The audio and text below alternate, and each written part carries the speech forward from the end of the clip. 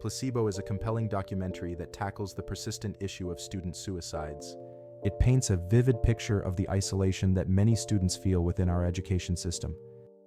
The purpose of this video essay is to emphasize that it's essential for a wider audience, and not just students, to watch such a documentary.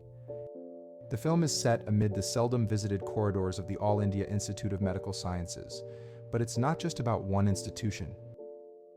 The film also portrays the high-stress academic environment that can lead to isolation and, tragically, suicides. According to a disclaimer at the beginning of the film, although the Massachusetts Institute of Technology and Harvard have admittance rates of 9% and 7%, respectively, the acceptance rate for students at AIIMS is less than 0.1%. Why, consequently, do the exceptional minds of India's student community feel alone and furious even after being admitted into such institutions? This is precisely the question posed by Placebo. The filmmaker hid among the students, filming the events at the institute and conducting interviews. He was only meant to be there for a few months. However, the project took on a life of its own, and the 6-month deadline was pushed out to 2 years. The students at AIIMS are the subjects of interest.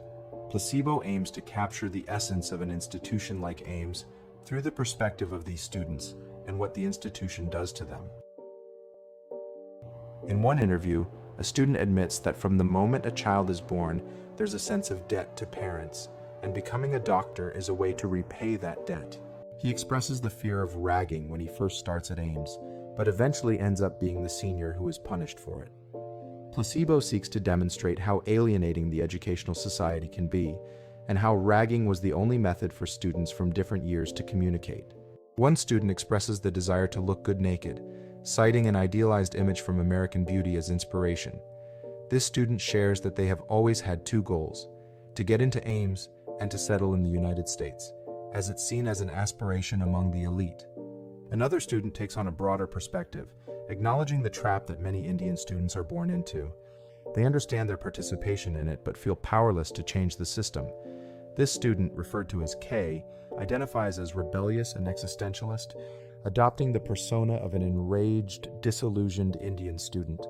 Towards the end of the film, K skips his graduation ceremony and embarks on a new journey. The last information available about K is that he stopped going to work in 2014 and have been missing since. In one scene, Kay and his friend discuss how the overdevelopment of the human cerebrum has disrupted natural human development, using suicide as evidence. They argue that the fundamental human instinct to live and reproduce is being undermined by the workings of the cerebrum. The film also highlights the journey of the filmmaker's brother, who is a student at AIIMS as well. And here is where the film gets personal for the filmmaker. The filmmaker's brother punched through a glass in a frenzy of anger and uncertainty, resulting in his right hand getting injured. He had total nerve loss and lost motor control. He was recovering during the filming, and he was in a deep, dark place in his head. The film follows events at AIIMS at this period, including a student protest and 3 suicides on campus, which are extremely unsettling. The film asks whether an anti-ragging initiative by the government has actually resulted in the isolation of students, leaving them without any seniors to turn to. Placebo opens with images of lab rats clinging to life, symbolizing the dilemma of indecisive Indian students.